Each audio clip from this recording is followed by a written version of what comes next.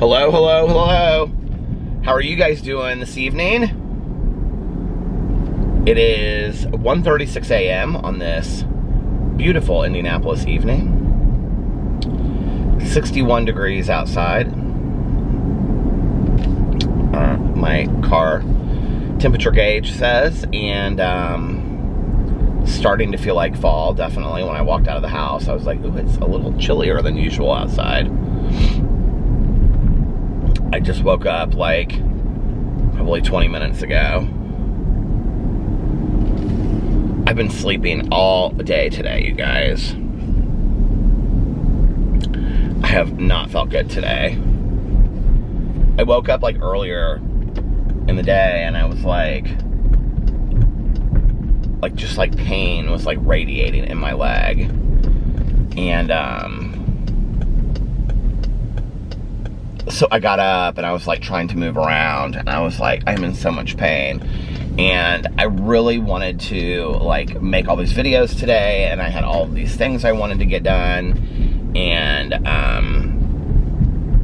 had a couple errands that I wanted to run, and I just was like, I don't think that I can really do a whole lot of anything today. And so I went back to bed, and I mean to tell you that I was like out like that.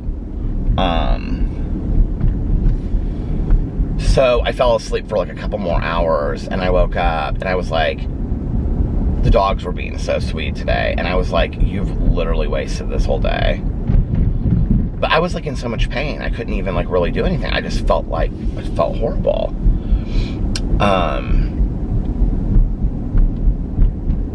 And I don't know like what it was, I don't know where it came from or where it was, you know, like, I don't know what it had to do with.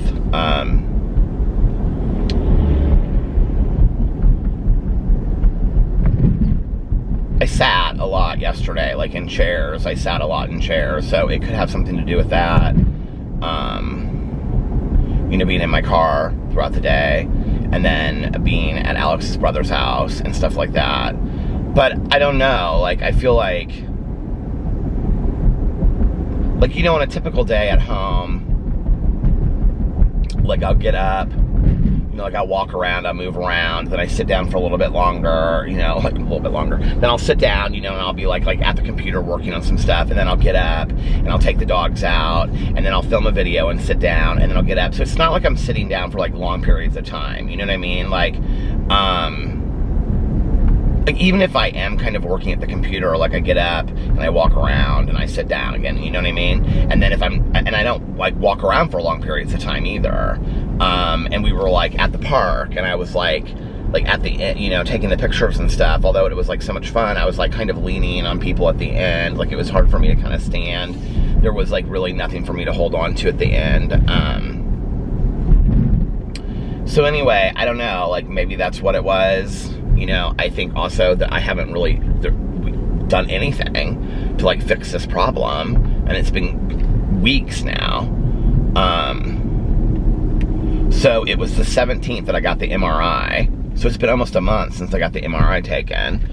And it was like the 3rd that I went to my doctor's appointment, because I was looking at the bills the other day. So it's been like 6 weeks since I went to the doctor's office, and what was it, 2 or 3 weeks before that?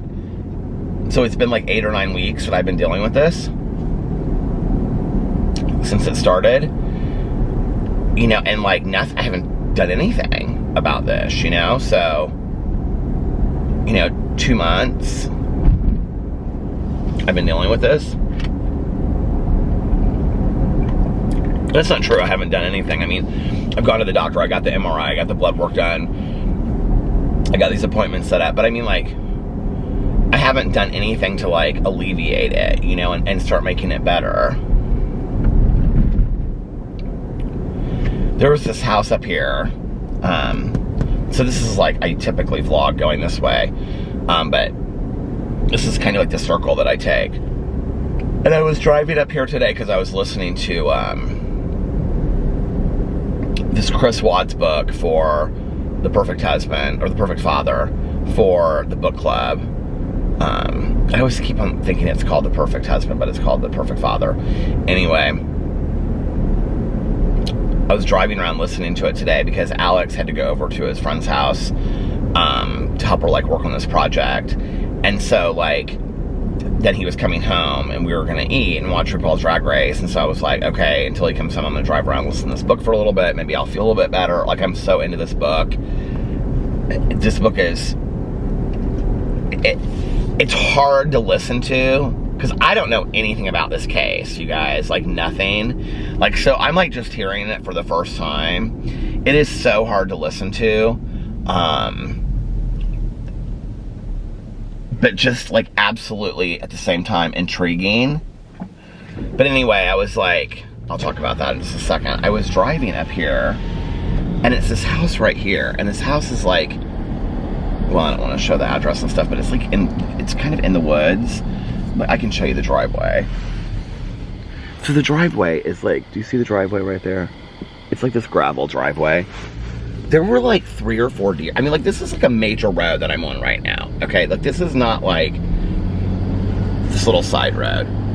There's always people running up and down, bicycling up and down. There's cars going up and down. Literally 10 feet, probably 10 to 20 feet off of, like, this main road, there were, like, 3 or 4, like, deer just sitting there, like, eating.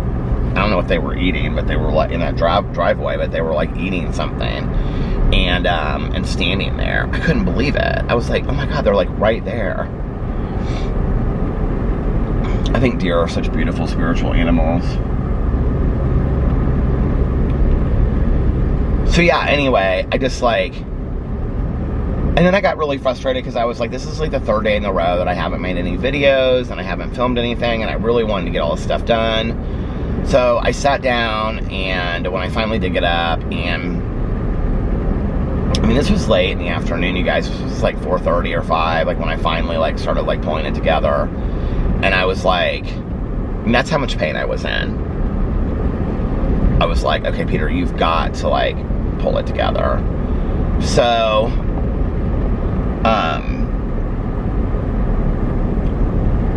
the house looked empty, but it had all the lights on.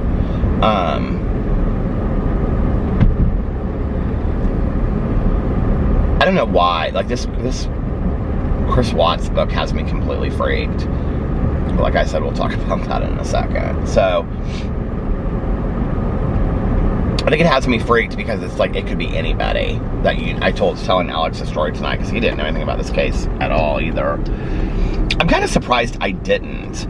But, you know, like, I don't, like, today, I don't, like, watch the news, or anything, you know? So, I mean, I was thinking about that, like, kind of how sad it is that, like, all the news that I get is from, like, people telling me, like, friends of mine telling me, or, like, stuff that I read on, you know, Twitter. And I hardly ever get on Facebook. So, I mean, I don't watch, like, the evening news anymore. I'm almost out of this lip balm, you guys. I'm so over it. I'm, like, down to the very bottom of it. I keep on, like, twisting it up, and it's like, no, you're at the bottom. I can feel the sides rest. I've got to order some more of this. I think I'm just going to order it from the website instead of going to, well, I guess I could just go to Sephora, but I don't necessarily want to do that.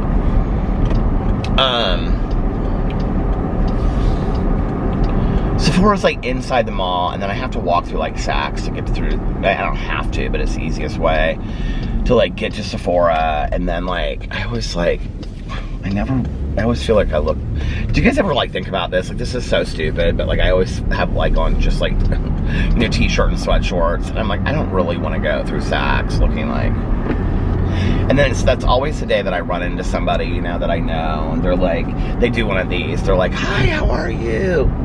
And they're like, oh, and they don't say it, but they're looking at you like, oh, sweatshorts. You know what I mean? I know it doesn't matter. Like, I know it doesn't matter. I know it's stupid, but that's what I think in my head, you know? Maybe I just need to let go of that and start being, you know, being too much. Like I said, that's not necessarily being too much to me, though. But, like, I don't know. I'm just not somebody that ever really gets that dressed up, so it doesn't really matter, you know what I mean? I don't know why I think there's anything different between like sweat shorts and like and jean shorts that are cut off. There's absolutely no difference. I don't know why. But anyway, I did get an pumpkin cream cold brew today. That was the only coffee that I had today. What was I saying? Okay, so before I got to all that though, so I finally got up and I was posting my vlog, and then Alex had to go over to his friend's house. So I went to go, well, I was like, okay, I'm gonna go to the post office and I'm gonna go to Meijer. And because I gotten this mouthwash before that like helped with, it was like this tooth problem. This isn't a tooth problem, but it helped with like my mouth. I can't remember what it was called, C-L-O-R something. So anyway, I was like, I'll get some of that and maybe that'll help, because this thing is like intense in my mouth and I'm like talking around. So, and I just slept on that side. So now like I woke up and it's like, it hurts like even more. It's not like it really hurts, but it's like more, I can feel it in there, you know?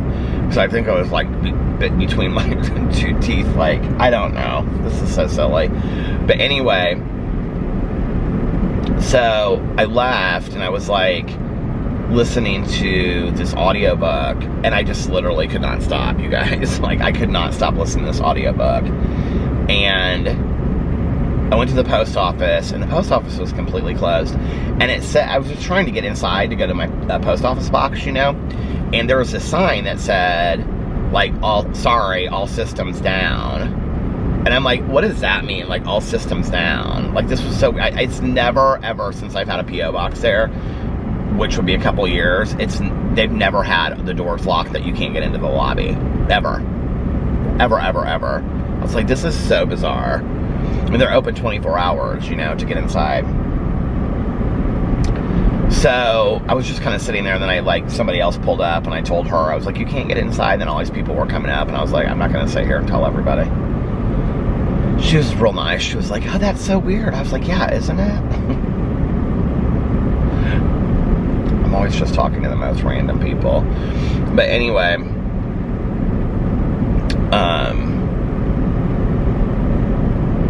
there was something I wanted to talk about, and now I don't remember what it was.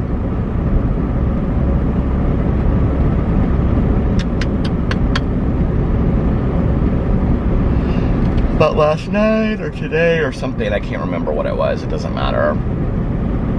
I did read your comments, so a lot of them, well, up till like probably a couple hours ago from my video from yesterday, and I want to talk about it just a second ago. It was so funny because on the video, I don't know if it was on yesterday's video or the video before, that I was talking about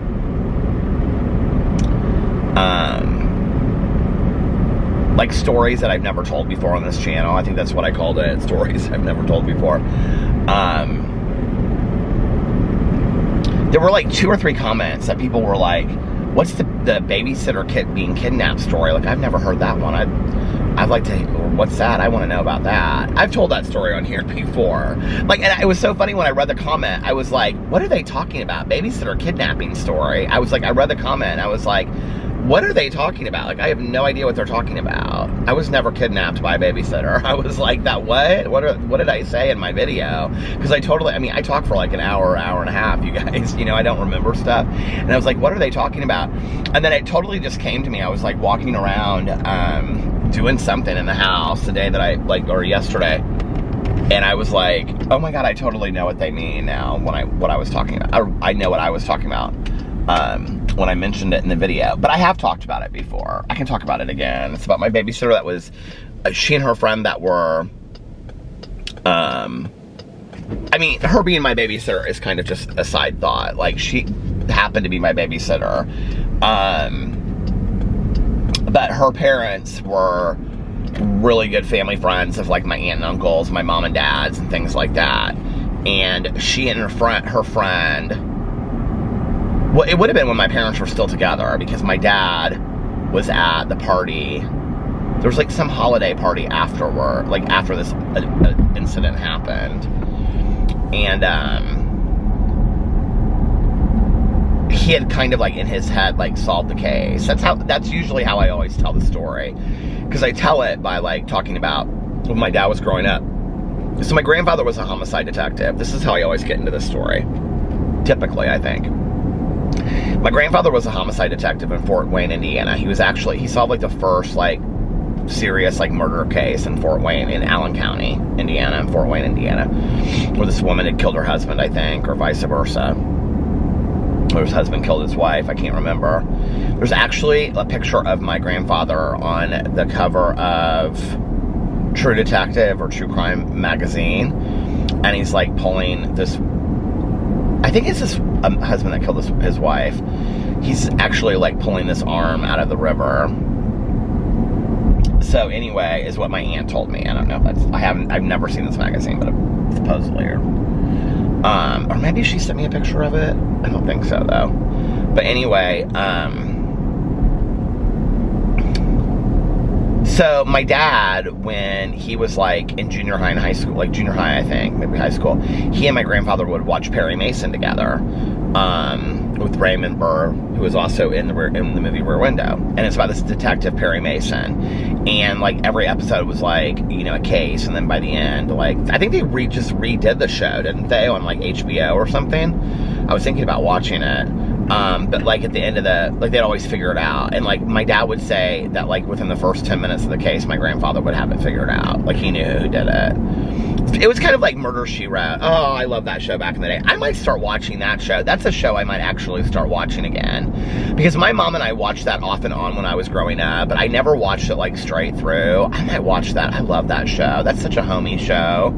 Did you guys ever watch Murder, She Wrote? Oh my God, it's so fantastic. I can hear the music in my head. I actually might start watching that show. That's a show I could watch and get behind.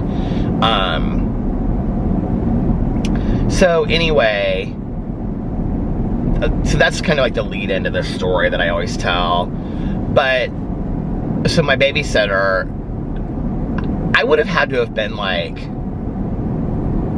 5 or 6 at the time. It would have been like right, you know, I bet it would have been the Christmas or fall before, and it was like a Halloween or a Christmas party before my parents got separated. Because I remember my dad being at this party and talking about it. And it was at my aunt and uncle's house, and there was like all these people sitting around, and they were talking about what had happened. And it had happened that summer, and she and her friend were at McDonald's in Carmel, which is off of Carmel Drive, which is like 5 minutes from like where I lived growing up. And they were like outside, and these guys pulled up in like a van and said, "Get inside." Something to this effect. And so they did, and they were kept for like several days. And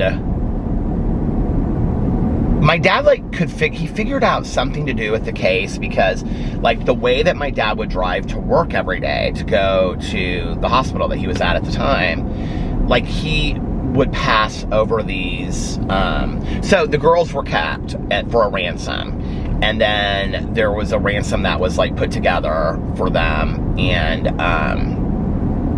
then they were released, but they were kept for like a week, and they were like in high school, I think, or junior high. Caroline and I were talking about this not too long ago, and she was like, no, they were like in junior high. I was like, Caroline, they couldn't have been, because she was babysitting me, and I can see her in my head, and I can remember her, like, this was very like 70s, like Halloween, like, I mean, like they dressed and looked like Halloween, like I can see her in my head, and I'm like, she looks like, I feel like she reached out to me at one point, like, before, like, I was on YouTube, but, like, about my book or something like that. I don't know why I feel that way. But anyway, so, oh, no. I bet she reached out to me about my mom, because our, like, just our families knew each other, so I feel like she maybe reached out when my mom passed away, and I hadn't talked to her since I was a kid. But anyway,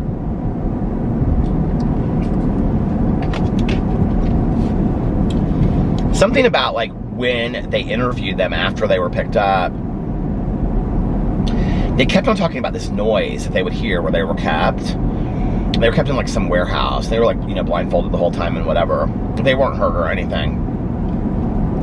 But they kept on hearing this noise, and my dad like figured out, like there was like 2 or 3 noises that they could hit, because they were trying to figure out where these guys were, you know. And I think it was like maybe not the only time that it had happened. Like they had kidnapped a couple other girls too, and like this was kind of like this ongoing thing, so they were trying to like find them and capture them.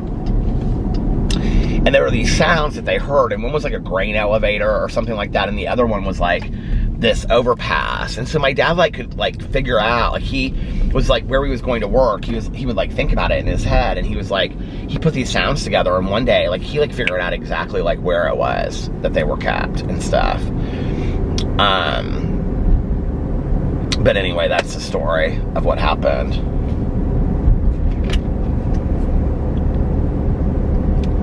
No, Caroline and I, okay, we weren't arguing. Well, we weren't arguing. We were disagreeing about the ages, but also where it happened.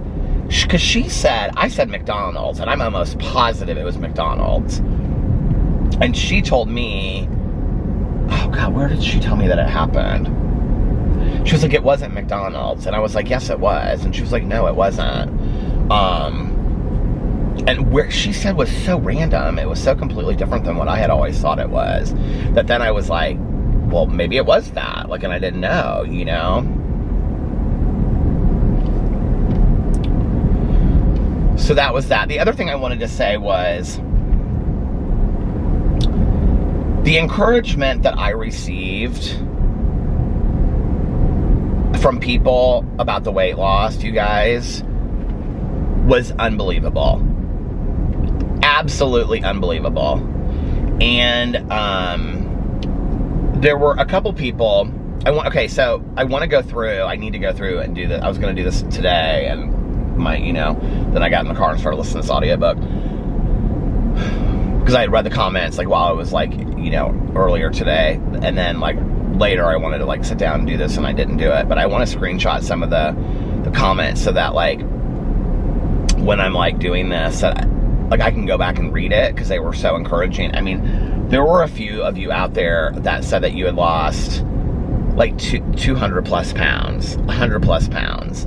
And I was like, there was one person in particular, and I don't know who said it. First of all, I just want to say this. If you've lost like 100 or 200 pounds or 60 or 80 pounds, would you email me? And it doesn't need to be a long email. Just be like, hey, Peter, like you said in your vlog that you wanted to hear what I had to say, blah, blah, blah. Could you email me and just let me know like how you did it? Like, I'd be really interested to know like what worked for you. And it's easier for me if I get it in an email than if I get it, and then if I read it in a comment, because you guys, I know that you can, you know, say a little bit more in an email. If you're comfortable doing that, I would appreciate it. If not, you can leave it in a comment. But there was like one person that was like, I lost 250 pounds, or I lost 220 pounds or something, and if I can do it, you can do it. I know that you can do it. And it was just like, I kept on hearing that in my head all day today. I was like, you can do it, you can do it. It was kind of like, I don't know, I just felt so inspired when I heard that.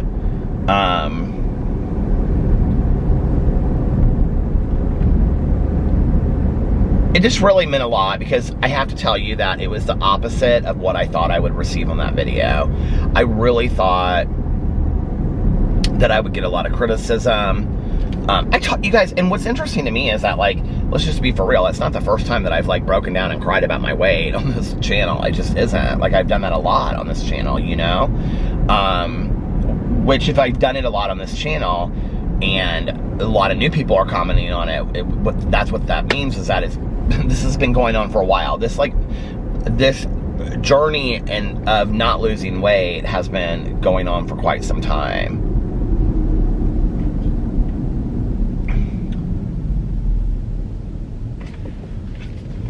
You know, I have to say, in a weird way, like, and this is where I totally know that it's a food addiction, that, I guess it's not really in a weird way, but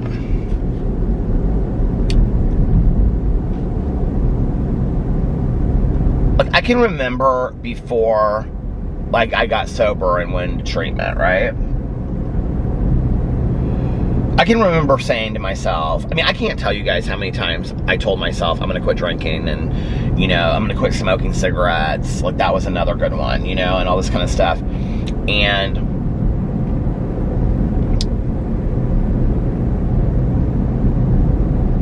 I would sit there and I would be like, okay, tomorrow I'm quitting everything. And I can remember I would never do this with somebody else. Well, one time, like the quitting smoking, my friend and I, we sat there and I don't know how many cigarettes, God, so many cigarettes I smoked on one night because I knew I was going to quit the next day. And I woke up and I was like, there's no way.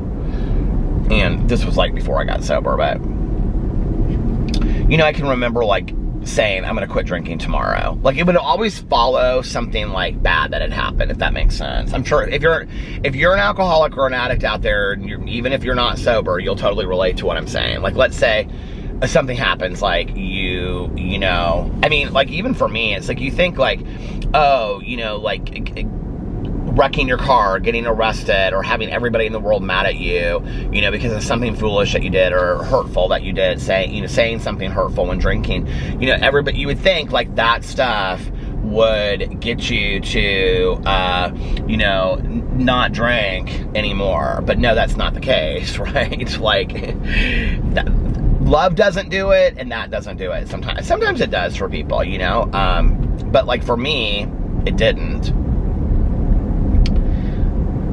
I don't really know what did it for me. I think fear. I think, you know, people are always like, well, like a lot of people that watch my videos,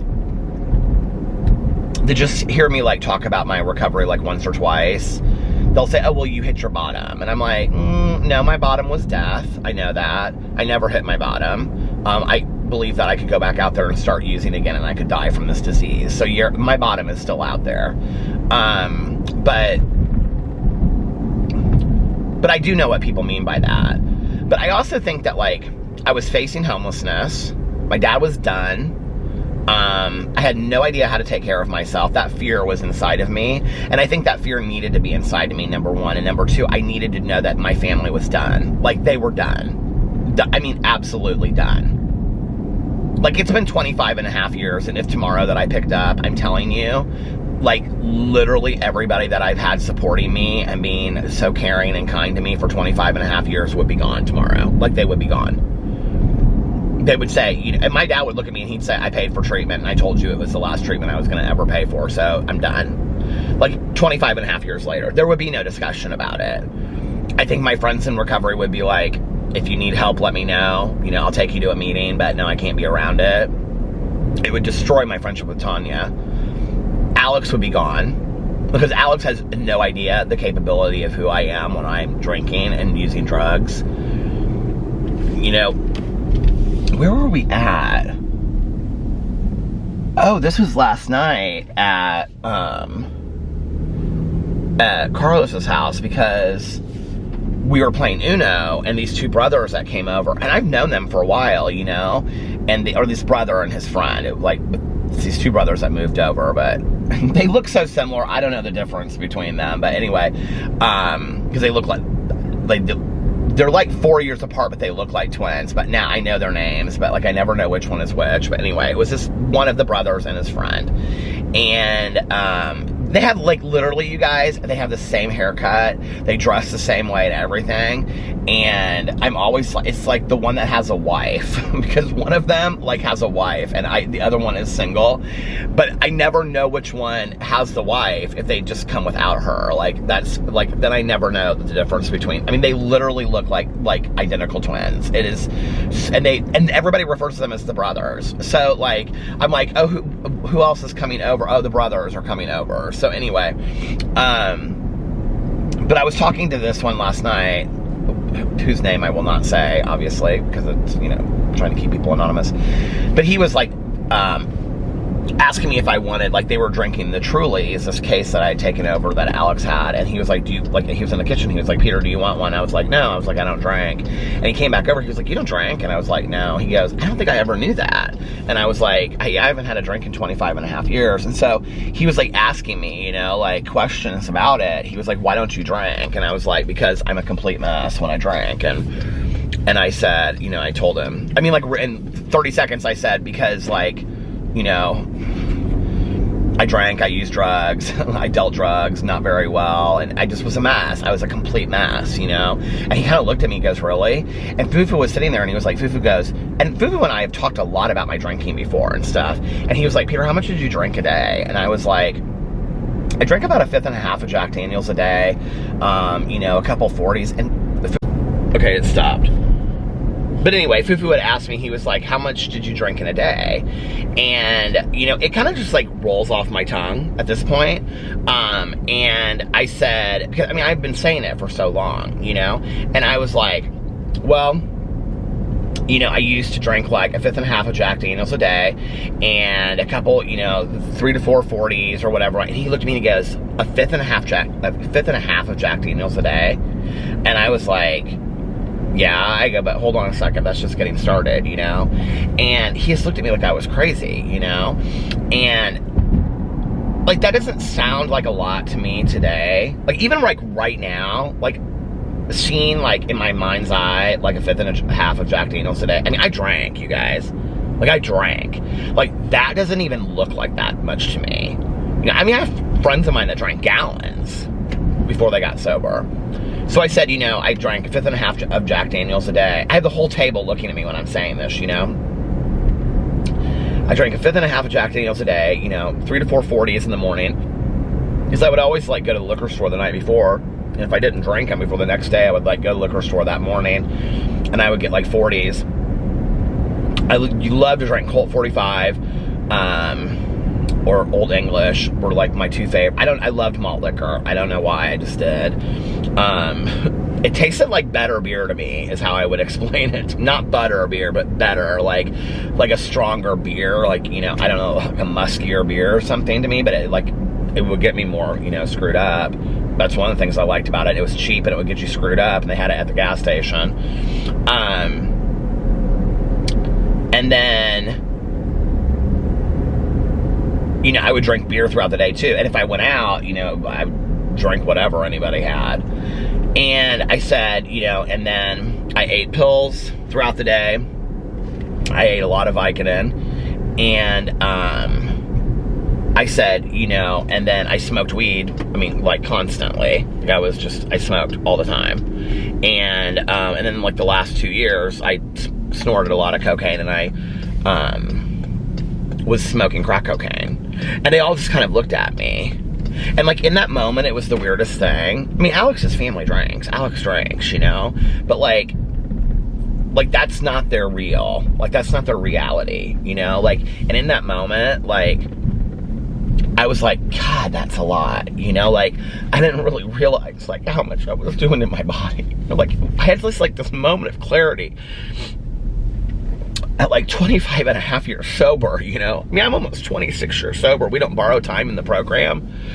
But I'm like, my sobriety birthday is like in 3 months. I'm almost 26 years sober, and I'm having like this moment, you know, like at Alex's family, where I realize, like, God, you really, like, did not like yourself to do that to yourself, and you had really so much pain that you were trying to numb, you know? And like, and then, like, I just, at this moment while I was sitting there, I was thinking about my counselor in treatment that said to me, you know, like, that it's a slow form of suicide. She said, you were suicidal? And I said, oh no, I never was suicidal. I was, like, really defiant about it. And she goes, but you were slowly trying to kill yourself over time. And I, like, that's always been in my head, you know? Like, and I had that moment last night, sitting there, but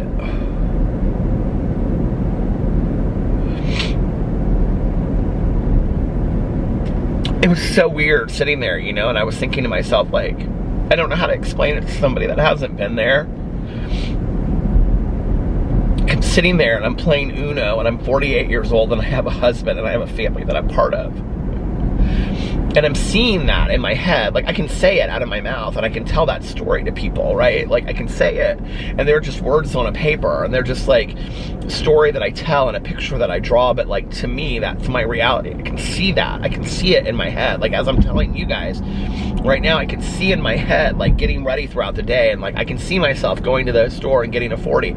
I can see myself like snorting cocaine in the bathroom before I leave the house, and I can see myself popping Vicodin and looking for like medicine bottles around the house. I can see myself, you know, like, I can just see it, you know?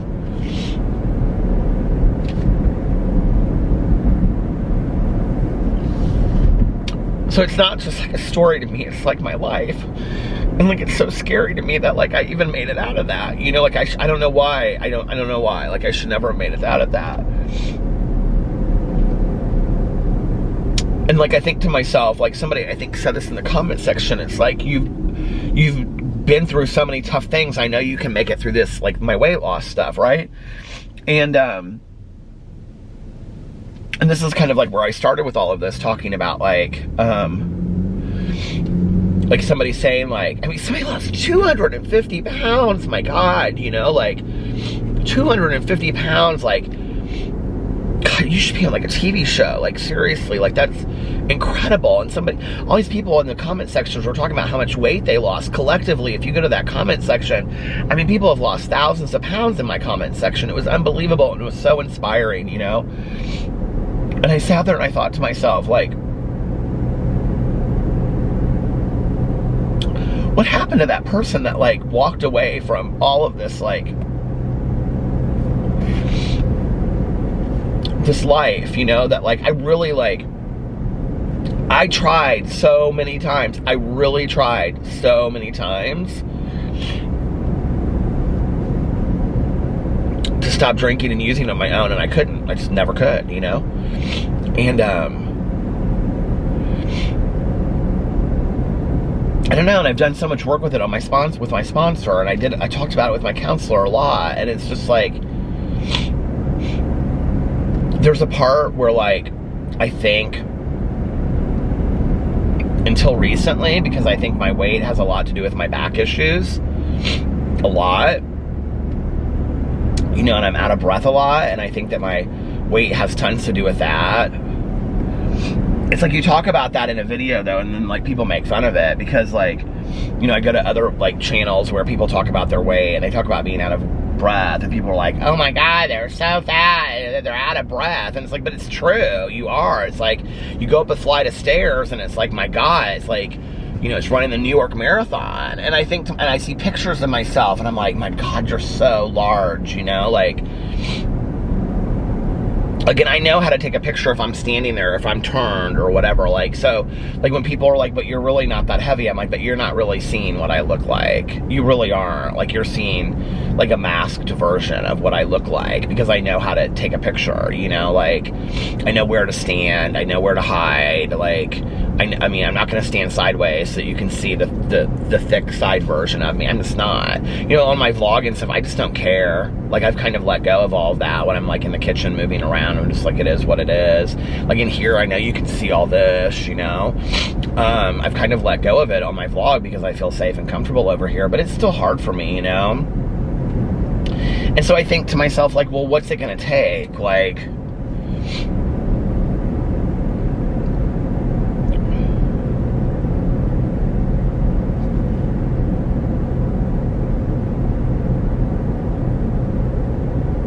my neurologist said something to me like 15 years ago about being concerned about my weight. I mean, I had a neurologist, and I mean, I wasn't heavy then. That was me, well, it would have been longer than 15 years ago, but it was when I was with my ex, and I started gaining weight, and he was like, I'm concerned about your weight gain.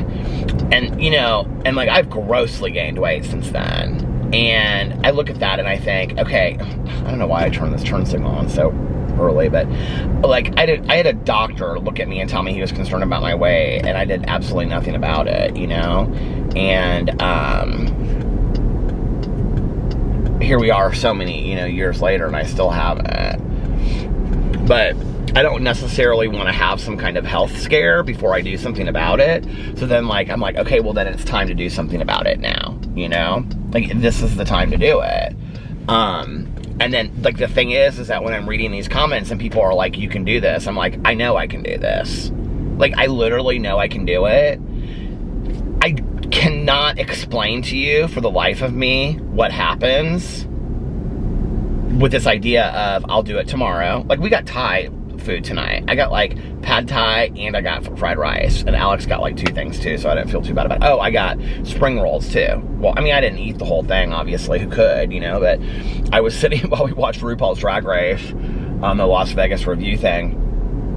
But it's like, and then he brought, you know, from his friend's house, he brought home these 2 like amazing chocolate chip caramel cookies or something, and I sat there in the kitchen and ate half one before I came and vlogged. But it's like, but I know I'm gonna eat the rest of it when I get home here in a second, you know what I mean?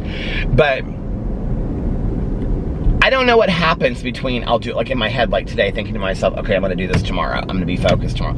I don't know what happens between, I'm gonna do this tomorrow, and then tomorrow happens, and then like, it gets down to like sticking to it, or, well, what do I just don't know what happens, you know? I've every, like, you know, they say that the road to hell is paved with good intentions. I have the best intentions. I do, you know, like, with my weight loss. Like, when I wake up, I have the best intentions. Like, today is the day. And then, like, by 5 o'clock, it's like, tomorrow's the day, today's Maggiano's. You know what I mean? Or Noodles and Company, or a bag of chips and onion dip. I mean, it's always, I don't know.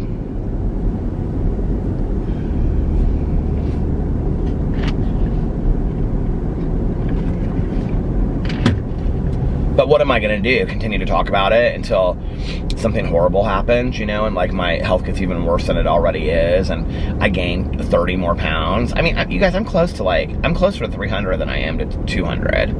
Like, that's scary. I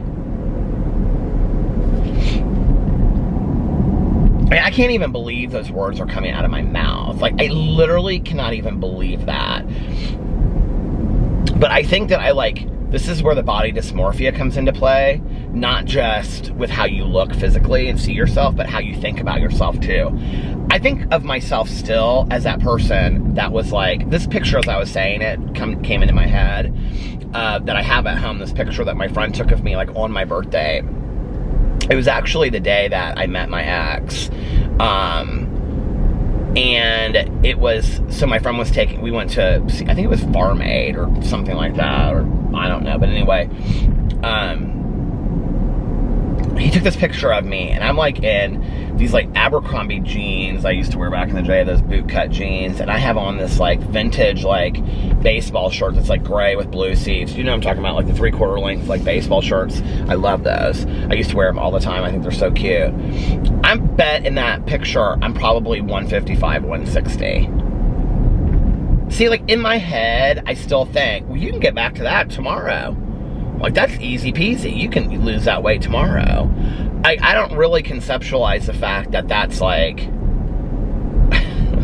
100 pounds. Do you know what I mean? Like, that I have to lose 100 pounds to get there. And that's a lot to think about. Like, you know, I mean, I've lost weight before, but it wasn't 100 pounds. So, I don't know. This was going to be a cheerful vlog, and you people have just disappointed me. You have just all disappointed me today with your not being able to keep it on a cheerful note, you know? Thank you. I'm totally joking.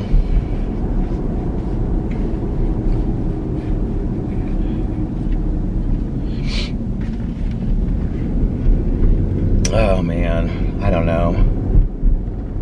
But thank you for all the support. I really, really appreciate it. I will say this, as far as like, this is totally like, we're switching subjects now, but I do this all the time. Obviously, you know that if you've watched my vlog for a while. Like today, I was kind of like down on myself, like, you didn't get anything done today, blah, blah, blah, whatever. And then I sat there and I made my list for tomorrow of everything that I want to get done tomorrow, and I was like, I felt like 100% better. I was like, oh my God, like, I feel organized now. I feel ready. I feel like prepared for tomorrow, you know, to start. So if you're ever feeling like, you know, you don't know what you're going to do, you can't turn your day around, like, that's maybe one good day, is like just to say, okay, today, like, I can't get anything else done. Like, I let it go after that. Like, I wrote the letter, I wrote the note. This was like at 4:30 or 5. I wrote the note. I wrote the list of all the things I want to do tomorrow, and then I was like, okay, I'm letting today go. Like, I'm just going to enjoy the today and do whatever I want to do, which was drive around, listen to the audiobook, because I felt like, at least I felt a little better doing that. Could actually, like, enjoy myself. And then we got Thai food and we watched RuPaul's Drag Race, and then I went and laid down, and then he came upstairs like right after that. That was like at 9 o'clock. And then he laid down too. He was gonna watch Lovecraft County. I need to start watching that, or Country, or Lovecraft, I don't know what it's called. So Tanya Jean's been out of town for a week. She left last Wednesday to go to the lake house in Tennessee with her son and her husband and her close friend and her friend's 2 kids. That's her friend whose husband died from brain cancer. It's like been their closest like couple. It's like how Melissa and Jason are to us, but it's been their closest friends since like before the kids were born. They live next door to each other. So anyway, I literally, you guys, I kind of lost it today. I got real emotional about it.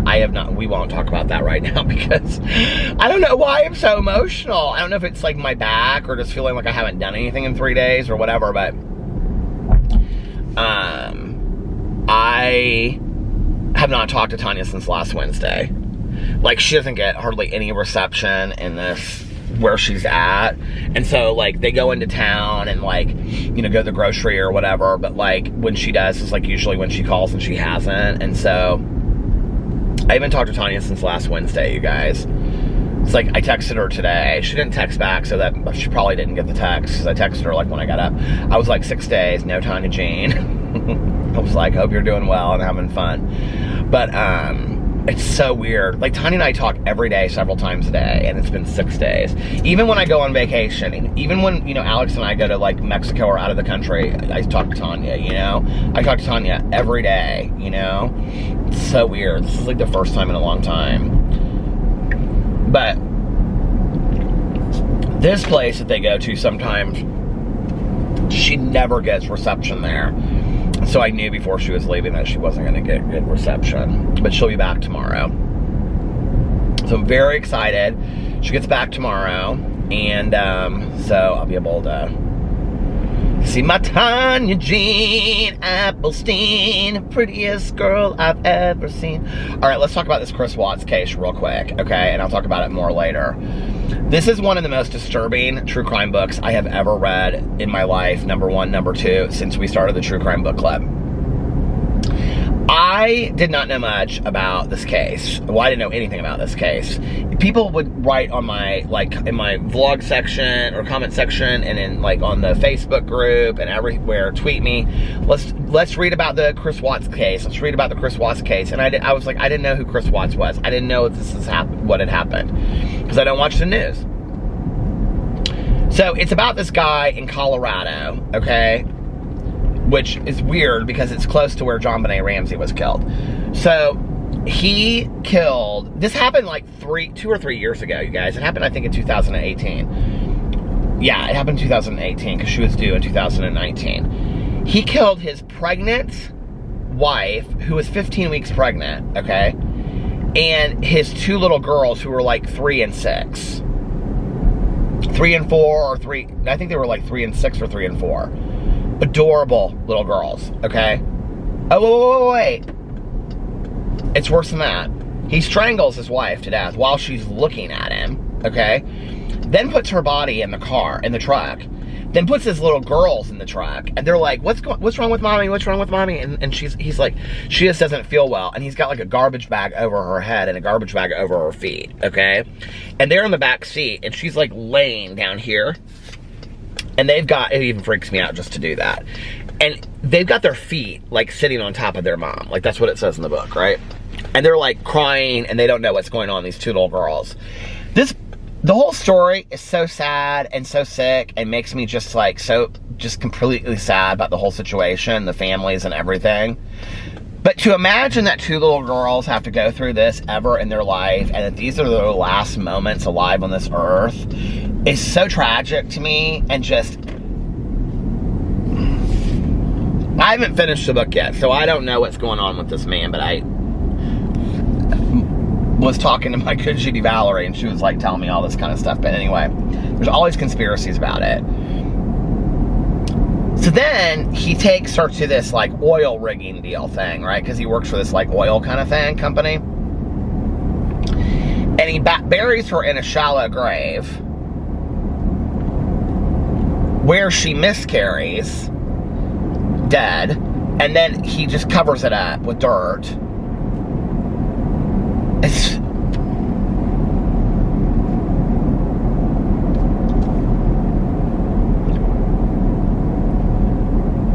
And then he strangles the one little girl with her favorite blanket, while the other one is watching, begging for him not to hurt her. And then he throws her in the oil, and he comes back and does, I think he does the younger one first. So the older one watches her little sister be killed, and is begging her dad not to do it to her.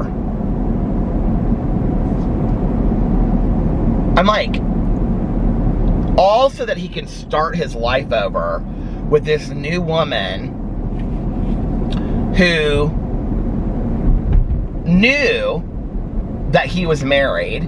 She's Googled this stuff for months about like husbands leaving their wives from mistresses. She's constantly sending him nude photos that he's putting into this, like, secret app that he has on his phone. On and on and on. Even, like, after the wife goes missing and the girls go missing. Now, I was talking to Mel about this tonight, and she said, well, there's speculation that actually happened before. Like, she stopped, like, as soon as she knew that they were missing. But if you read the book and you listen to the timeline in the book... Okay, I went off on a totally different tangent and started talking about something to do with a conversation I had with another friend of mine, so we'll just leave that out of this. But anyway, so Mel was telling me that there were, like, a lot of, like, there's, like, tons of conspiracy theories about this, and that the girlfriend is, like, a huge part of this book. Like, he starts dating this girl who eerily looks very similar to his wife.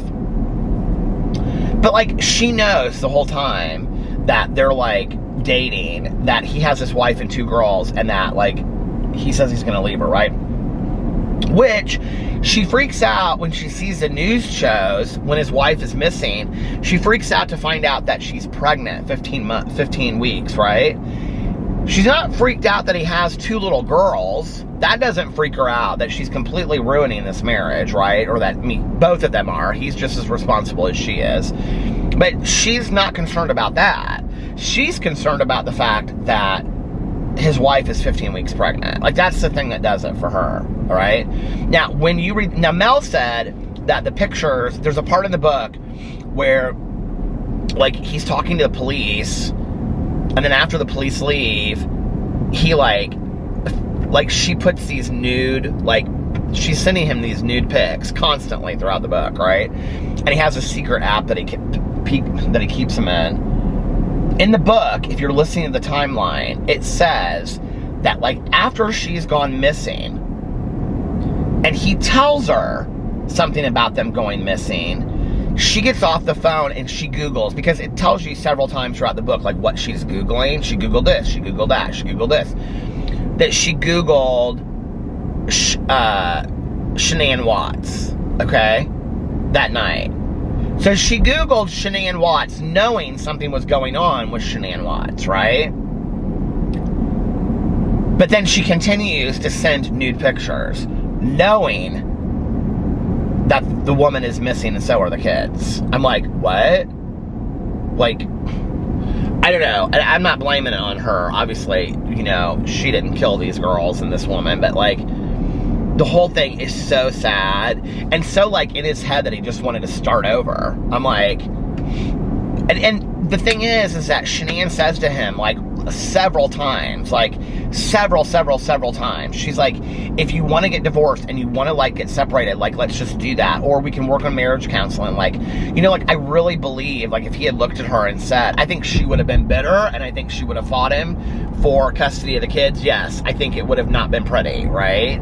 But I think, like, if she had said to him, you know, like, he didn't want the kids anyway, he could have just walked away and said, here, you take the kids, I don't want them, you know, I'm gonna go off with my girlfriend now and do my thing.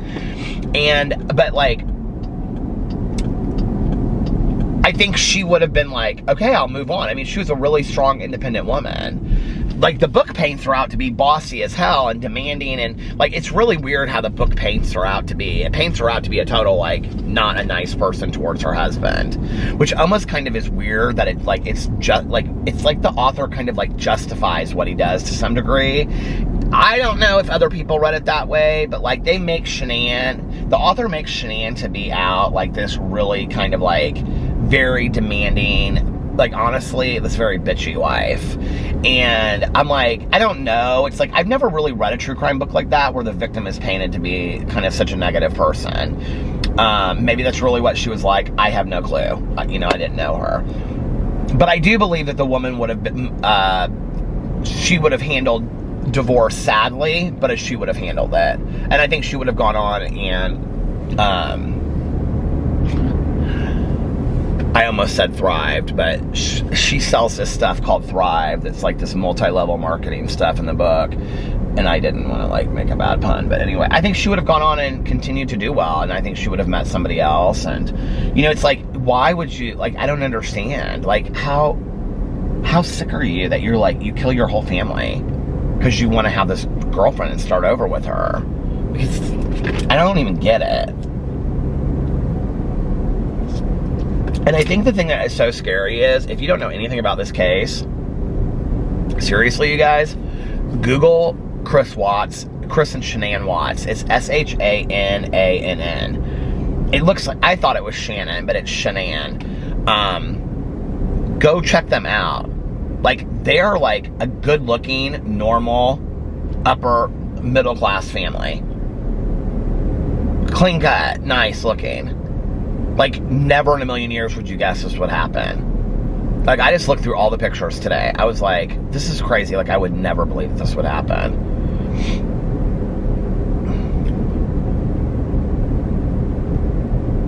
There's this one point, too, where the mom is like, Shanann's mom is like, he could have smothered them in oil and then they wouldn't have a fighting chance. And I thought, that is so weird. Like, you know, you talk about mother's intuition. I was like, that is so weird that she said that. I mean, he worked for oil, so obviously, you know, like, that's not like a real reach, but at the same time, I was like, I don't know, it's just, God.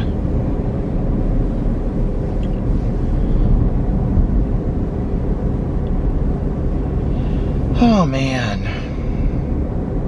Well, listen, you guys, I think I'm going to get off here now and listen to my book on my way home, and then I'm going to go to bed so I can get up for my doctor's appointment tomorrow, where I hope I find out more. I'm real hopeful for this appointment tomorrow. So, anyway, I'm going to get off here now. Oh my God, my battery is flashing anyway, so it's almost about dead. So, somebody said that they think I should review, or that I should review car batteries for my camera because they're so short-lived. They last about 45 minutes to an hour. That's about as good as you get on a battery that plays like straight through, you know? But anyway, but I appreciate that thought. I have 3 batteries now, so I think I'm pretty good. But anyway, I have 2 of them with me. Anyway, because I don't want to stop and have to change the battery and stuff, I'm just going to get off here now. Thank you guys so much for watching. I love you. If nobody else has told you this today, I love you. Make sure that you look at yourself in the mirror every single day and every single night. You tell yourself, I love you, and at least one positive affirmation, like you are valuable. Please give this video a big thumbs up if you like this video vlog, and thank you for subscribing to my channel if you already have, and if you haven't, please consider subscribing to this channel do one nice thing today, and don't tell anyone. Reach out to somebody and let them know how much they mean to you. It really makes a difference in this world. And tell yourself today is going to be an amazing day, and that great things are going to come your way. Great opportunities are going to come your way all day today, and positive experiences are going to come your way all day today. And if your day gets negative, remember, you can start your day over whenever you want. You can start your day over just like this. I love you guys. Always lead with love, like the 4 Agreement says. And I'll see you guys tomorrow. I love you. Bye. Love ya.